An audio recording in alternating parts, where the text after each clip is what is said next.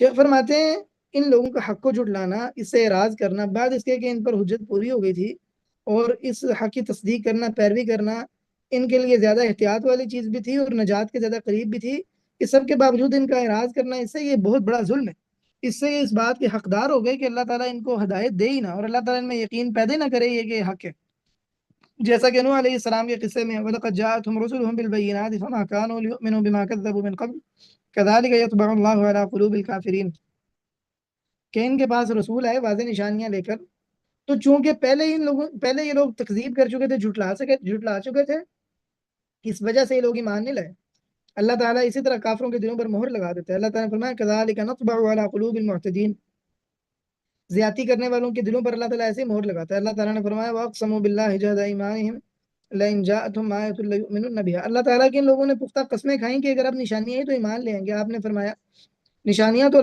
فرمایا کہ آپ کہہ دیجئے نشانیاں تو اللہ تعالیٰ کے پاس سے ہیں، اور تمہیں کیا پتا کہ جب وہ آ جائے تو یہ لوگ ایمان نہ لائیں اور ہم ان کے دلوں کو اور آنکھوں کو ویسے ہی پھیر دیں جیسے یہ پہلی مرتبہ ایمان نہیں لے کر آئے تھے، اور ہم ان کو ان کی سرکشی میں چھوڑ دیں، اسے میں بھٹکتے پھرے۔ تو جب انسان ایک مرتبہ حق کو جھٹلا دیتا ہے تو اللہ تعالیٰ پھر اس سے ہدایت سلب کر لیتا ہے، اللہ تعالیٰ دوسری مرتبہ بھی اس کو ایمان لانے کی توفیق نہیں دیتا۔ تفسیر ابن جریر میں عبداللہ بن عباس رضی اللہ عنہ سے مروی ہے کہ نقلب افئدتہم کا معنی ہے کہ مشرکین نے جب اس چیز کا انکار کر دیا جو اللہ تعالیٰ نے نازل کیا تھا تو ان کے دل کسی چیز پر بھی نہیں ٹھہرے، اور ہر معاملے سے ان دلوں کو رد کر دیا گیا، دھکیل دیا گیا دلوں کو۔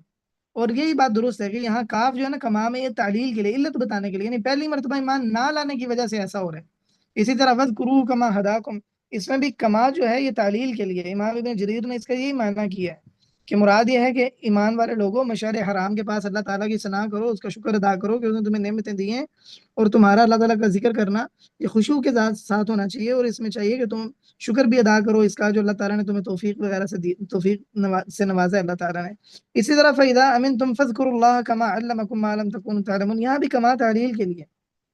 جیسا کہ امام ابن جریر رحمہ اللہ نے فرمایا کہ اللہ تعالیٰ کا ذکر کرو اپنی نمازوں میں بھی، نماز کے علاوہ بھی اللہ تعالیٰ کا شکر ادا کرو، حمد و ثنا کرو اللہ تعالیٰ کی۔ کیوں؟ اس لیے کہ اللہ تعالیٰ نے تمہیں توفیق دی ہے حق کو پہنچنے کی، کہ اللہ تعالیٰ نے تمہیں توفیق دے دی اور تمہارے دشمنوں کو اس کی توفیق نہیں دی۔